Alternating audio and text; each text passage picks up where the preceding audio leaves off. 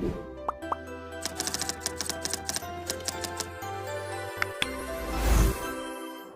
অঙ্কটি আগের অঙ্কের মতোই, কোনো পার্থক্য নেই। এখানে আরো একটু সহজ করে দেওয়া আছে।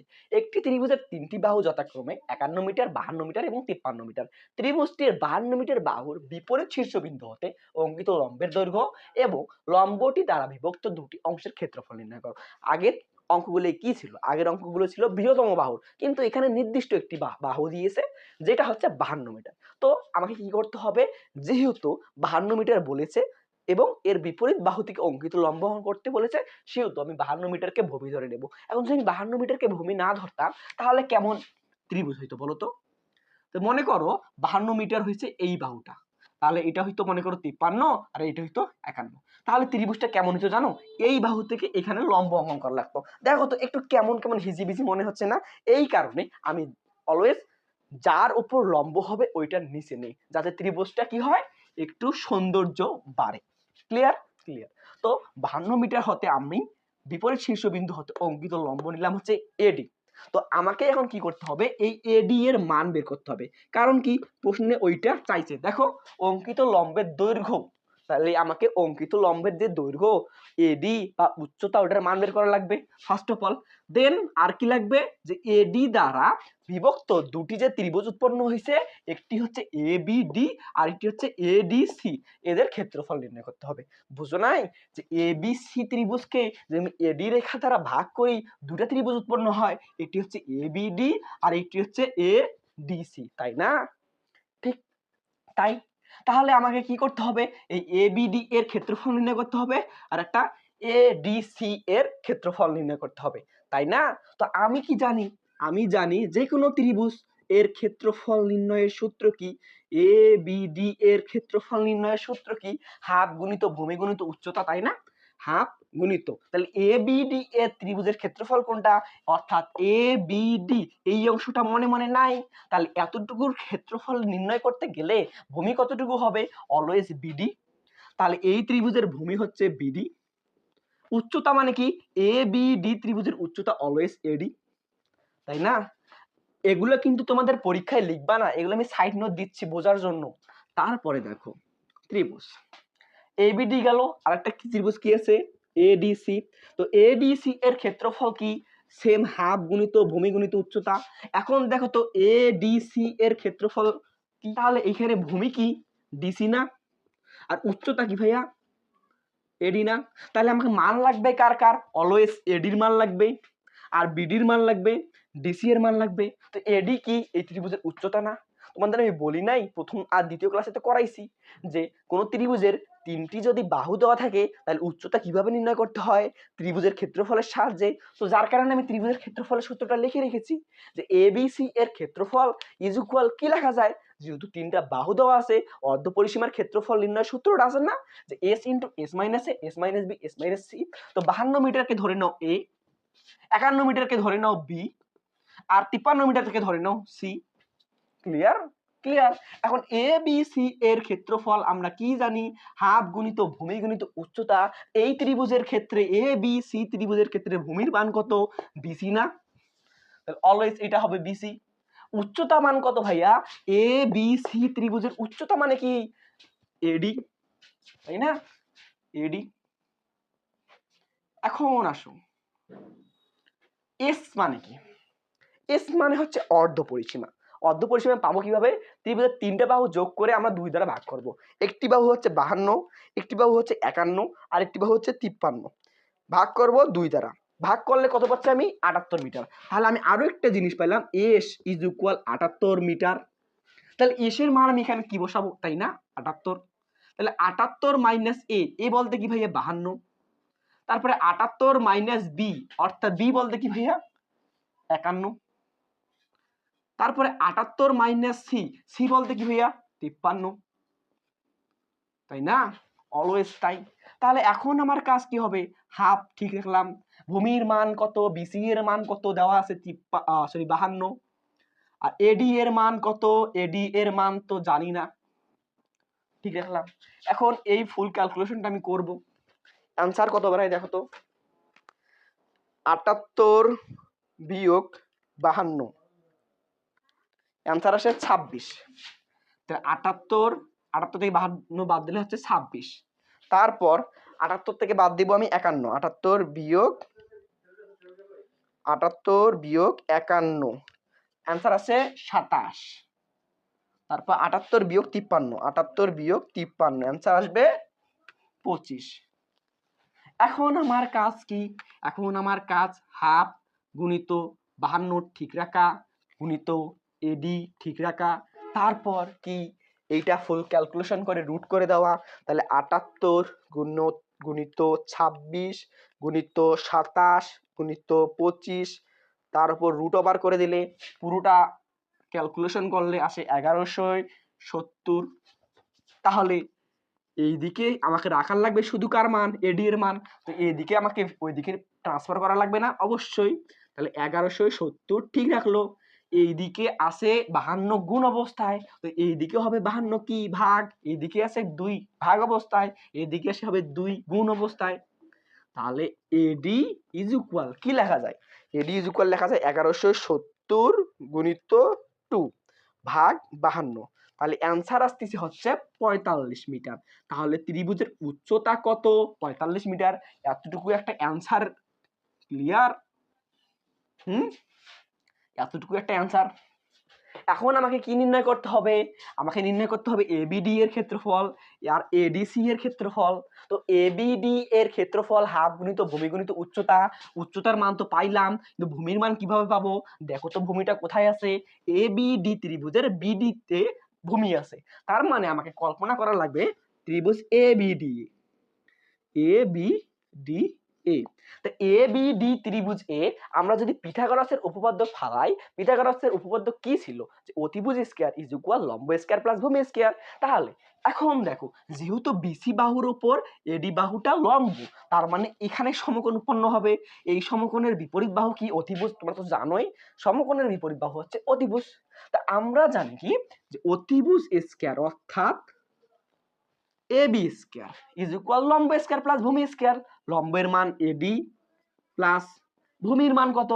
ভূমির মান হচ্ছে বিডি স্কয়ার।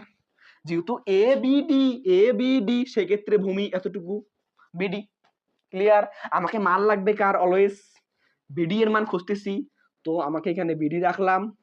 এইদিকে এবি অল স্কয়ার বিয়োগ এইদিকে এডি অল স্কয়ার। বুঝলা? এডিটাকে এইদিকে নিয়ে গেলে কি হয়? AB square minus AD square হয় না? হ্যাঁ। এখন দেখো BD all square is equal কি লেখা যায়? এবি মানে কি? এবি মানে কি? এবি কই গেল? এবি মানে হচ্ছে 51, 51 এর উপর অল স্কয়ার। এডি মানে কি? এডি মানে হচ্ছে 45, 45 মিটার উপর অল স্কয়ার। তাহলে দেখো তো বিডি ইজ ইকুয়াল, ফুল ক্যালকুলেশনটা করি, 51 এর উপর অল স্কয়ার বিয়োগ 45 এর উপর অল স্কয়ার। তাহলে এই ক্যালকুলেশনটা ফুলটা করে অ্যান্সার আসতেছে 576, 576 ডিরেক্ট করে দিলাম। তারপর বিডি ইজ ইকুয়াল লেখা যায় রুট ওভার 576, যেহেতু শুধু আমাকে বিডি এর মান বের করা লাগবে, স্কয়ারটা ওইদিকে রুট করে দিছি। তাই বিডি রুট ওভার 576 দিলে আসে 24। তার মানে বিডি ইজ ইকুয়াল লেখা যায় 24। বিডিটা কি ভাইয়া? এ বি ডি ত্রিভুজের ভূমি, ভূমি পেয়ে গেলাম। তা এখন যদি আমি এ বি ডি ত্রিভুজের ক্ষেত্রফল নির্ণয় করতে চাই, পারবো কি পারবো না? বিডি এর মান পাইছি, এডি এর মান পাইছি, অলওয়েজ পারবো। এখন আমাকে কি নির্ণয় করতে হবে? এখন আমাকে নির্ণয় করতে হবে যে এডিসি ত্রিভুজের ক্ষেত্রে, তো ত্রিভুজ এ ডি সি এ পিথাগোরাসের উপপাদ্য অনুসারে কি পাই? যে অতিভুজ স্কয়ার এই ত্রিভুজের ক্ষেত্রে এডিসি ত্রিভুজের ক্ষেত্রে এটা সমকোণ, সমকোণের বিপরীত বাহু কি? অতিভুজ। তাহলে এই ক্ষেত্রে অতিভুজের মান কি? এসি। এসি ইজ ইকুয়াল কি লেখা যায়? লম্ব স্কয়ার, লম্বের মান কি? এডি প্লাস ভূমির মান কি? ডিসি। আমাকে লাগবে কার মান? লাগবে হচ্ছে ডিসি এর মান। তো ডিসিটা আমি এইদিকে রাখবো, বাকিটাকে এদিকে ট্রান্সফার করে দেবো। তাহলে কি লেখা যায়? AC square minus eddy whole square is equal DC whole square. এখন এসি এর মান কত? 53 বিয়োগ এডি এর মান কত? 45, ডিসি এর মান বের করব। তাহলে কি লেখা যায়? 53 এর উপর স্কয়ার বিয়োগ 45 এর উপর স্কয়ার করলে অ্যান্সার আসে 784।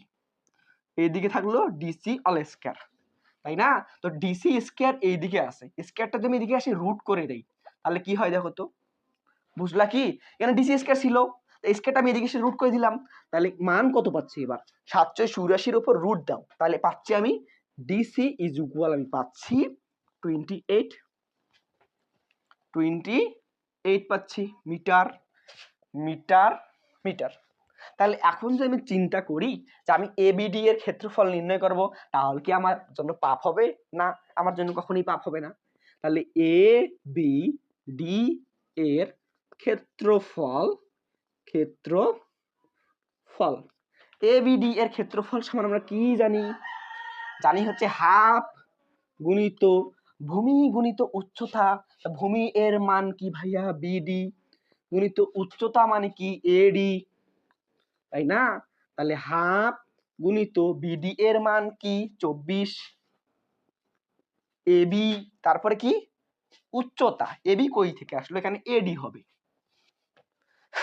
উচ্চতার মান কি ভাইয়া 45।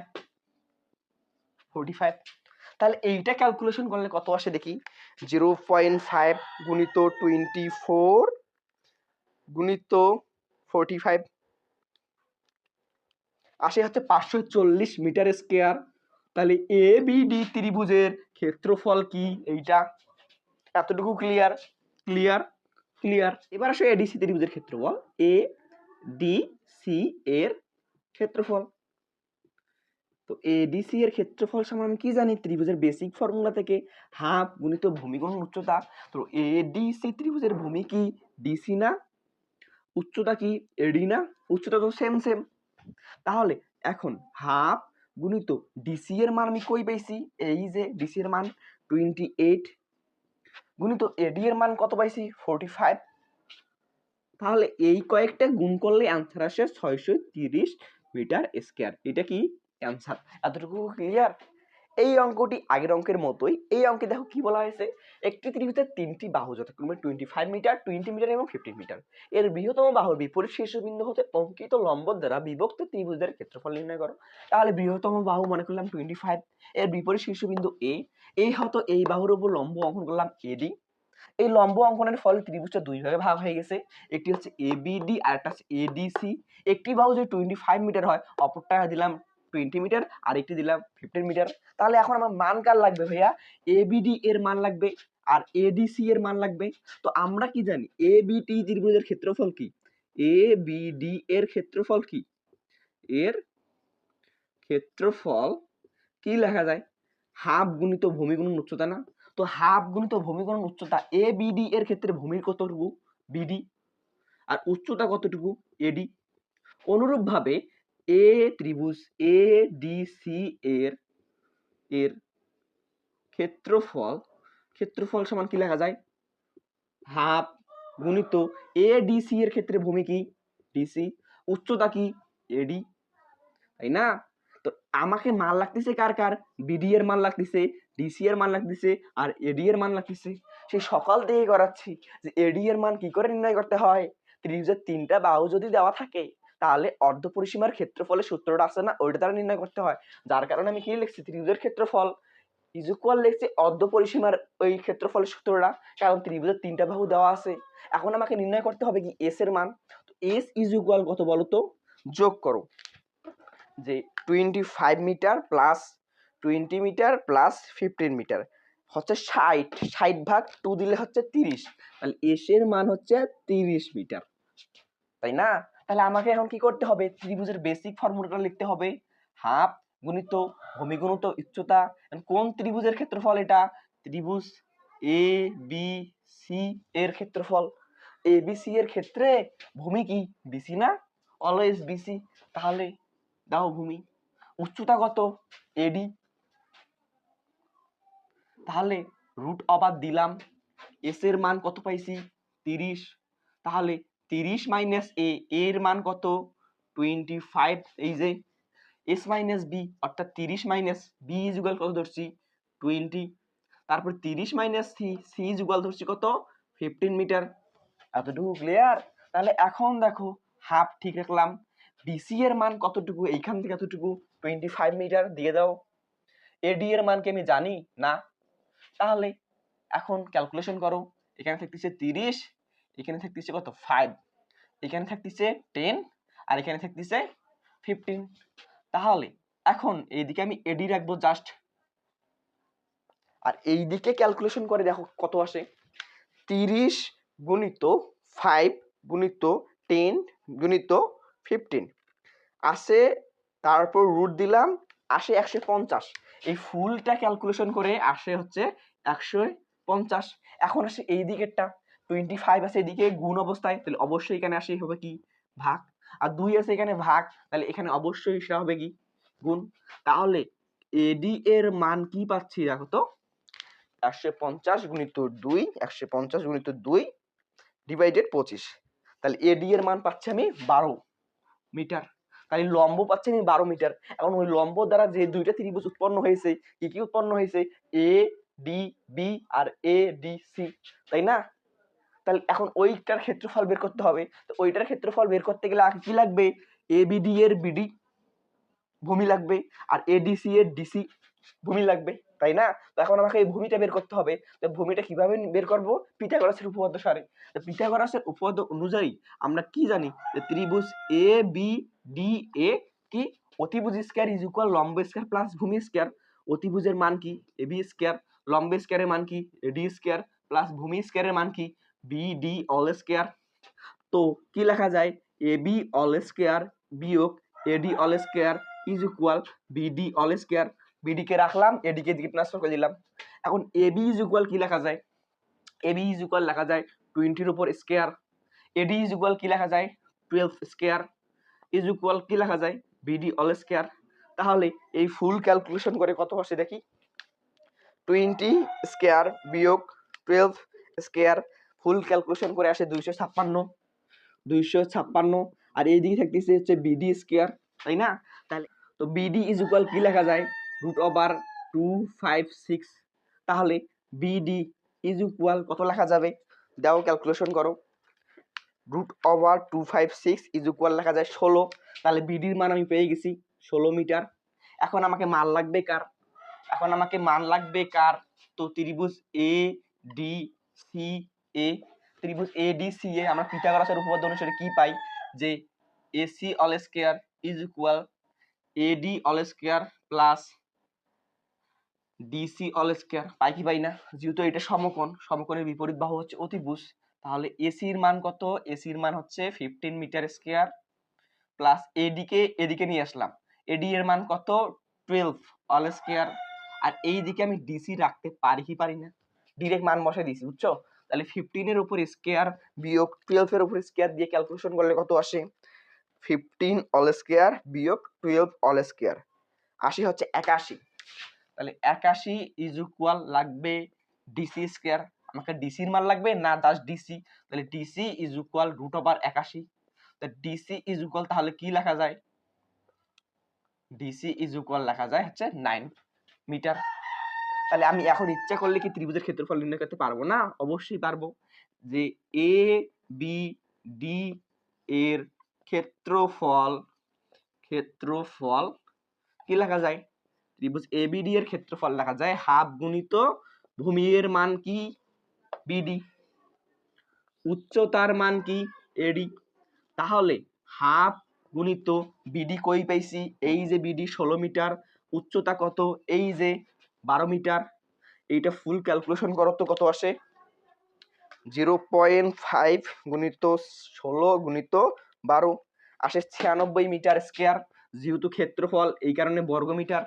এটা হচ্ছে এবিডি এর ক্ষেত্রফল। এবার ত্রিভুজ এ ডি সি এর ক্ষেত্রফল, ক্ষেত্রফল তাহলে ত্রিভুজ এডিসি এর ক্ষেত্রফল কি হাফ গুণিত ভূমি গুণিত উচ্চতা, ভূমির মান কি ডিসি, এই ত্রিভুজের ক্ষেত্রে ভূমি ডিসি, উচ্চতা কি অলওয়েজ এডি, তাহলে হাফ ঠিক রাখলাম, ডিসি এর মান কই পাইলাম, এই যে ডিসি এর মান 9, উচ্চতার মান কই এই যে 12, তাহলে ক্যালকুলেশন করে কত আসে দেখো তো, 0.5 গুণিত 9 গুণিত 12 আসে হচ্ছে 54, তাহলে 54 মিটার স্কয়ার এতটুকুই। তো এই টাইপের অঙ্ক এখানেই শেষ। আল্লাহ হাফেজ।